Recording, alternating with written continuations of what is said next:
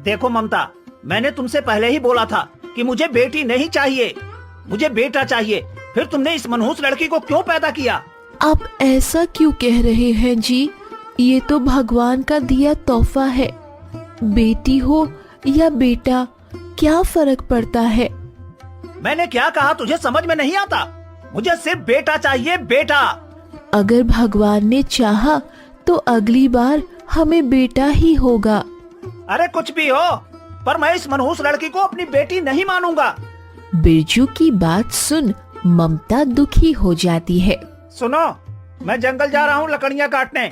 तुम रस्सियाँ लेकर जल्दी जंगल पहुँच जाना। और अगर तूने इस मनहूस लड़की के चक्कर में जरा सी भी देर करी ना, तो तेरी खैर नहीं, मैं तेरी चमड़ी उतार दूंगा, समझी? इतना कहकर बिरजू अपनी कुल्हाड़ी उठाता है और लकड़ी काटने जंगल की ओर निकल पड़ता है। कौन सा पेड़ काटूं? हाँ, ये पेड़ सूखा है, इसी को काट लेता हूँ। इससे मुझे बहुत सारी सूखी लकड़ियाँ मिल जाएंगी। बिरजू की पत्नी एक हाथ से अपनी बच्ची को उठाती है और दूसरे से रस्सी, और जंगल की ओर निकल पड़ती है।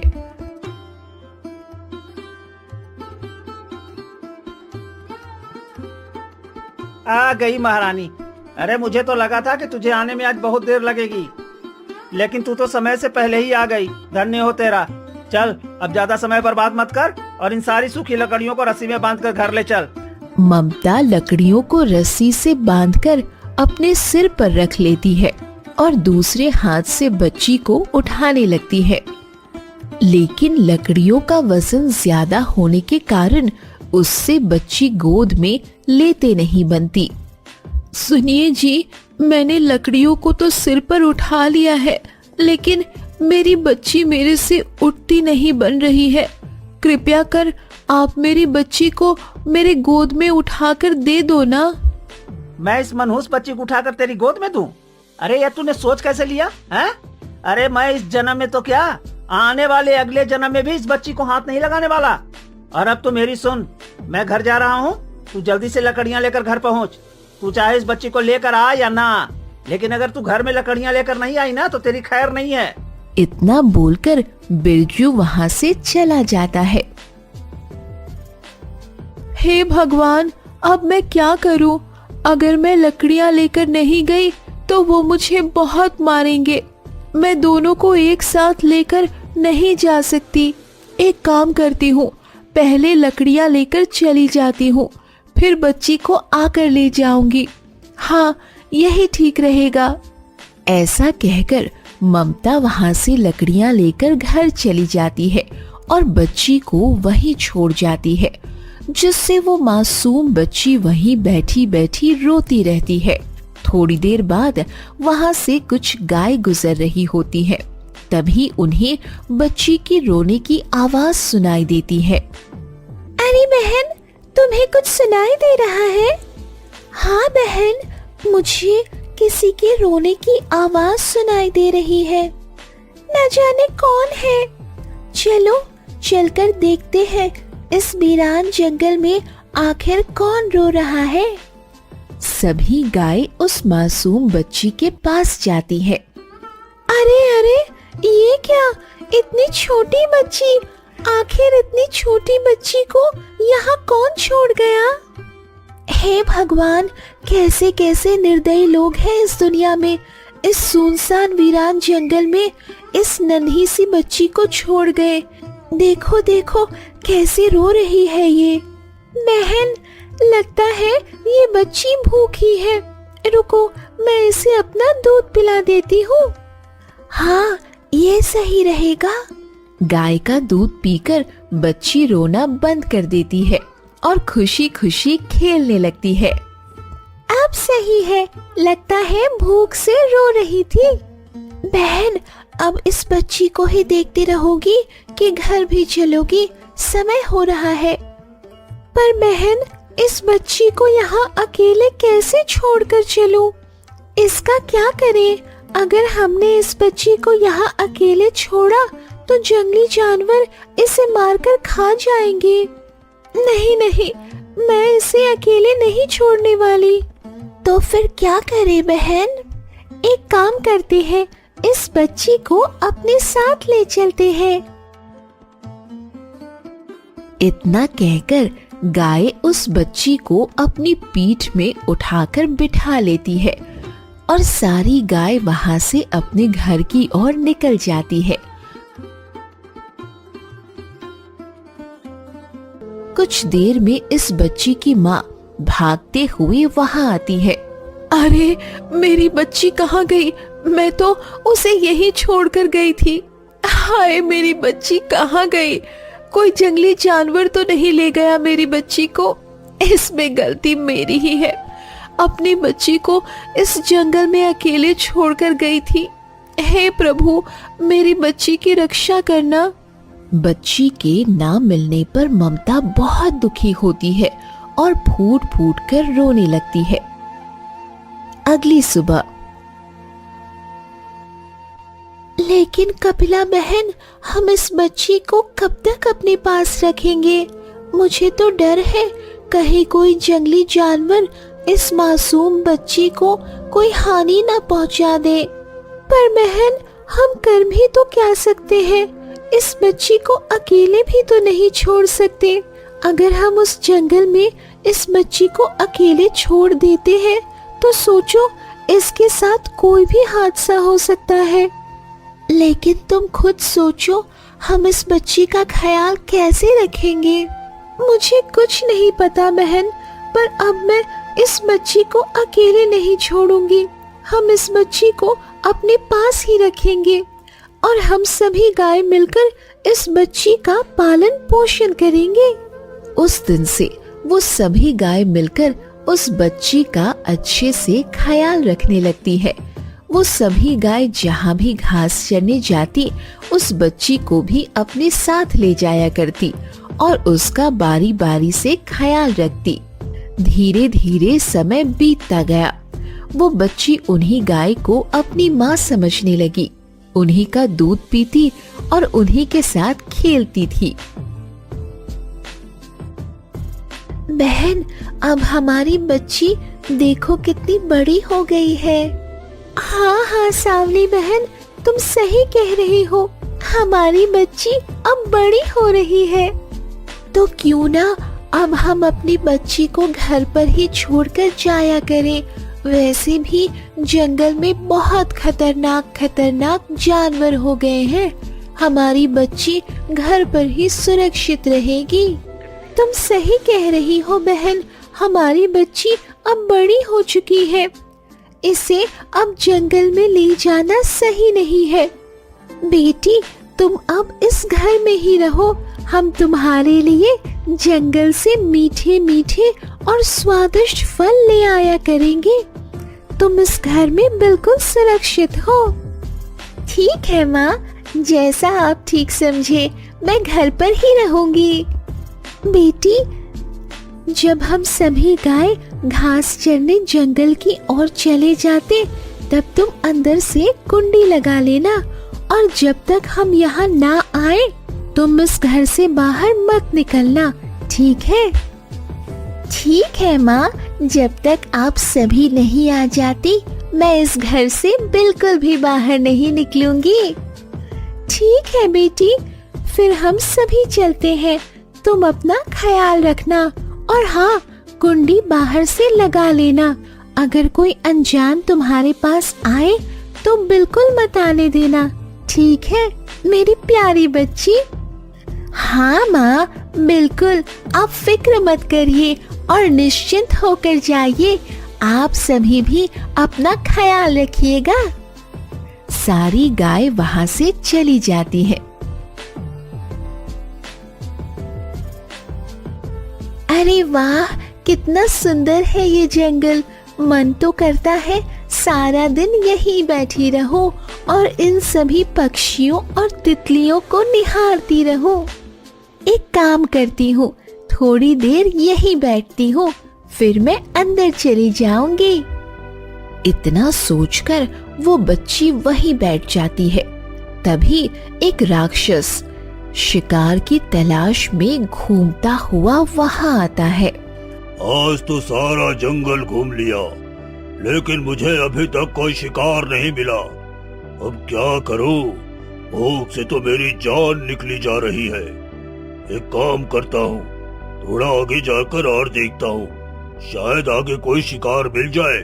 राक्षस जैसे ही आगे बढ़ता है उसे वही बच्ची बैठी दिखाई देती है। अरे ये कौन है? एक काम करता हूँ, जरा पास जाकर देखता हूँ। राक्षस पेड़ के समीप जाकर छुप छुप कर उस बच्ची को देखता है। अरे ये तो इंसानी बच्ची है, और ये इस जंगल में कैसे आई? खैर मुझे इससे क्या लेना देना कि ये बच्ची कहाँ से आई है, कैसे आई है और क्यों आई है। मुझे तो बड़ी जोर की भूख लग रही है। मुझे तो इसे खाने से मतलब है। कोमल कोमल मांस की इस बच्ची को खाकर तो मेरी भूख ही तृप्त हो जाएगी। वाह वाह, क्या भोजन है, मुझे मजा आ जाएगा इसको खाकर। इतना कहकर वो राक्षस जैसे ही उस बच्ची के पास जाने की कोशिश करता है, वहां बैठे हुए पक्षी जोर जोर से चिल्लाने लगते हैं और उस राक्षस को परेशान करने लगते हैं। ये सारा दृश्य छोटी बच्ची देख लेती है, जिसके बाद वो झट से अपने घर में घुस जाती है। अरे तुम लोग मुझे परेशान मत करो, वरना सबको खा जाऊंगा। भागो भागो यहाँ से। राक्षस की जैसे ही उस बच्ची पर नजर जाती है। अरे बच्ची कहाँ गई? अभी तो यही थी। लगता है वो बच्ची गुफा के अंदर चली गई होगी। मुझे जाकर देखना चाहिए। राक्षस जाता है और गुफा का दरवाजा खटखटाने लगता है। अरे अरे मेरी प्यारी बच्ची, तुम अंदर क्यों चली गई? आओ आओ, बाहर आओ। देखो मैं तुम्हारे लिए कितनी अच्छी अच्छी मिठाइयाँ लाया हूँ, अच्छे अच्छे फल लाया हूँ। अरे आ भी जाओ, तुम्हें कोई हानि नहीं पहुँचाऊंगा। अरे फिक्र मत करो। अरे ओ फूल सी सुंदर सी प्यारी बच्ची, अब आ भी जाओ ना। नहीं नहीं बेटी, तुम इसकी बातों में मत आना। ये राक्षस है। तुमने अगर दरवाजा खोला तो ये राक्षस तुम्हें खा जाएगा। दरवाजा मत खोलना बेटी। दुष्ट कौवे, तेरी इतनी हिम्मत कि तू मुझसे पंगा ले। पहले खुद को तो देख ले, ठीक से फिर बात करना। अब तुझे मुझसे कोई नहीं बचा सकता। रुक, अभी तेरी खैर नहीं। राक्षस कौवे के पीछे भागता है। कौवा भी उस राक्षस से अपनी जान बचाकर भागने लगता है और एक नदी के किनारे आकर उड़ने लगता है।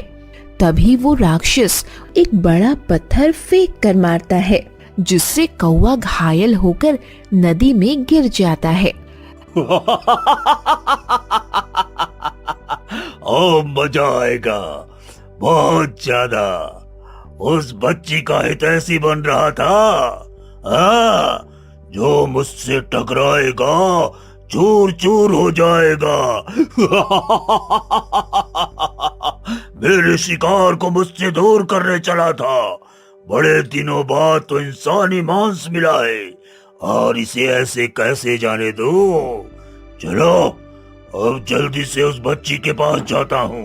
राक्षस जाने लगता है, लेकिन तभी उसे कुछ याद आता है और वो रुक जाता है। लेकिन शाम तो होने वाली है, और वो गुफा तो उन गायों की है। उन गायों के आने का समय भी हो चला है। अगर उन्होंने मुझे वहाँ देख लिया तो मेरा वो सभी मिलकर भरता बना देंगी। पर क्या करूँ क्या करूँ, मेरा अब वहाँ जाना भी ठीक नहीं है। मैं एक काम करता हूँ, मैं कल सुबह सुबह उस गुफा में जाऊंगा, जब सारी गायें घास चरने जंगल की ओर चली जाएंगी। शाम होती है, तभी सारी गाय अपने घर को आती है। अरे बहन, वो देखो उस राक्षस के पैर, जिसे हमने कुछ दिन पहले ही यहाँ से मार भगाया था। लेकिन इसके पैर यहाँ, लगता है आज फिर वो राक्षस यहाँ आया था। ये तुम क्या कह रही हो बहन? कहीं हमारी बेटी? अरे अरे, रो मत कपिला बहन। बहन, कहीं उस राक्षस ने हमारी बेटी को कोई नुकसान तो नहीं पहुंचाया होगा ना? हाय मेरी बच्ची अच्छी हो प्रभु। चलो चलकर देखते हैं। सभी गाय भागती हुई अपनी गुफा की तरफ जाती है। बेटी, मेरी बच्ची, क्या तुम अंदर हो? दरवाजा खोलो बेटी। देखो, मैं तुम्हारे लिए जंगल से स्वादिष्ट स्वादिष्ट फल लेकर आई हूँ। बच्ची अपनी माँ की आवाज सुनकर खुश हो जाती है और दरवाजा खोल देती है। माँ, माँ, तुम आ गई माँ। रो मत बेटी, मैं जानती हूँ वो राक्षस यहाँ आया था, पर तू फिक्र मत कर, मैं हूँ ना। माँ, वो राक्षस बड़ा ही खतरनाक था और मुझे बार बार दरवाजा खोलने के लिए कह रहा था, लेकिन मैंने दरवाजा नहीं खोला। माँ, ये तूने बहुत अच्छा किया बेटी, तुम डरो मत। अब तुम्हें डरने की कोई जरूरत नहीं है बेटी, मैं आ गई हूँ ना। रोना बंद करो। उस दुष्ट की इतनी हिम्मत कि वो मेरी फूल सी बच्ची को परेशान करे। अब उसकी खैर नहीं। पिछली बार तो उसे जिंदा छोड़ दिया था, लेकिन अब मैं उसे जिंदा नहीं छोड़ने वाली। उसने मेरी बच्ची को डराया है। अब क्या करे बहन, वो राक्षस आज आया है तो कल भी जरूर आएगा। अब तो उसे हमारी बेटी दिख गई है। तुम सही कह रही हो, हमें कुछ करना होगा सावली, वरना वो राक्षस हमारी बेटी को हानि पहुंचा सकता है। एक काम करते हैं, सुबह सोचते हैं क्या करना है। अभी हमारी बेटी डरी हुई है, हमें उसके पास रहना चाहिए। ठीक है। सारी गाय उस बच्ची के आसपास बैठ जाती है और उस बच्ची को बहुत दुलार प्यार करती है। बेटी देख, हम सभी तेरे लिए कितने स्वादिष्ट स्वादिष्ट फल लेकर आए हैं। इन्हें खा ले और उस राक्षस को हमारे ऊपर छोड़ दे, हम देख लेंगे उसको। सारी गाय उस बच्ची को बहुत प्यार करती है, जिससे वो जल्द ही आराम से सो जाती है और सारी गाय भी। अगली सुबह, बहन, मैंने सोच लिया है क्या करना है। क्या बहन? आज हम इसी गुफा के अंदर रहेंगे और इस गुफा से कहीं नहीं जाएंगे। आने दो उस राक्षस को। सारी गाय उसी गुफा के अंदर छुपकर बैठ जाती है। तभी वो राक्षस सुबह सुबह उस बच्ची को खाने के इरादे से उसी गुफा में आता है। अरे मेरी प्यारी बेटी, अरे दरवाजा तो खोलो, देखो मैं तुम्हारे लिए क्या लाया हूँ। बेटी लाडो रानी, अरे दरवाजा खोलो, डरो मत, मैं तुम्हें कुछ नहीं करूँगा। राक्षस बहुत देर तक बच्ची को बुलाता है, लेकिन अंदर से कोई आवाज नहीं आती, जिससे राक्षस को बहुत तेज गुस्सा आता है। लगता है तू ऐसे दरवाजा नहीं खोलेगी, रुक अभी तुझे बताता हूँ। राक्षस एक बड़ा पत्थर उठाता है और दरवाजे पर फेंक कर मारता है, जिससे दरवाजा खुल जाता है और राक्षस गुफा के अंदर चला जाता है। कहाँ गई वो बच्ची? दिख नहीं रही है। ओ मेरी प्यारी सी नन्ही सी बच्ची, तुम बाहर नहीं आई तो मैं अंदर आ जाऊंगा। अब छुपन छुपाई का खेल बंद करो और मेरे सामने आओ। कहाँ हो प्यारी बच्ची? तुम देखो, मुझे ज्यादा न सताओ, वरना अगर मुझे गुस्सा आ गया तो बहुत बुरा होगा। अब आ भी जाओ। और अगर हमें गुस्सा आ गया तो तेरा क्या होगा? तूने सोचा है ये? अरे तुम सभी आज घास नहीं चरने गई क्या आज? दुष्ट, तूने क्या सोचा? तू यहाँ हमारी बेटी को अकेला पाकर उसके पास आएगा और हम सभी देखते रहेंगे। मुझे पता था तू जरूर आ जाएगा, इसीलिए हम सभी इस गुफा के अंदर ही छुपी बैठी थी। अब तू सोच तेरा क्या होगा। नहीं नहीं, मुझे माफ कर दो, मैं गलती से यहाँ आ गया था। अब मैं दोबारा यहाँ नहीं आऊंगा। अच्छा, बड़ा आया गलती से आ गया। अब मैं तुझे दूसरी गलती करने का कोई मौका ही नहीं दूंगी। बहनों, इसके हाथ पैर तोड़ डालो और ऐसी हालत बनाओ इसकी कि दोबारा ये हमारी बच्ची के इर्द गिर्द भी ना भटके। हाँ हाँ, हम सभी मिलकर इसे आज मजा चखाते हैं। सारी की सारी गाय उस राक्षस पर टूट पड़ती है और उसकी अच्छी मरम्मत करती है। अरे मुझे छोड़ दो, मुझे मत मारो, मुझे छोड़ दो। ओ कपिला बहन, अरे सांवली बहन, मैं दोबारा तुम्हारी गुफा की तरफ नहीं भटकूंगा। अरे मुझे छोड़ दो, मेरी टांग, मेरे हाथ। सभी गाय उस राक्षस को बहुत मारती है और मार मार कर उसे अधमरा कर देती है। आए, मेरी सारी अस्थि पंजर तोड़ दिए रे। आए आए आए आए आए आए। चल, तुझे एक बार और माफ किया। अभी तो तेरे हाथ पैर तोड़े हैं, पर अगर तूने दोबारा यहाँ आने की गलती की या मेरी बेटी के पास आया तो तुझे अब यमलोक के दर्शन ही कराऊंगी, समझा? चल अब भाग यहाँ से। राक्षस वहाँ से कराहते हुए भाग जाता है। अगली सुबह, बेटी अपना ख्याल रखना, हम जंगल जा रही हैं। नहीं माँ, मुझे अकेले छोड़कर मत जाओ, मुझे भी अपने साथ लेते चलो। कहीं वो राक्षस दोबारा यहाँ आ गया तो मैं क्या करूँगी? नहीं बेटी, वो राक्षस अब दोबारा यहाँ नहीं आएगा, लेकिन अगर तुम हमारे साथ चलना चाहती हो तो चलो। ठीक है माँ।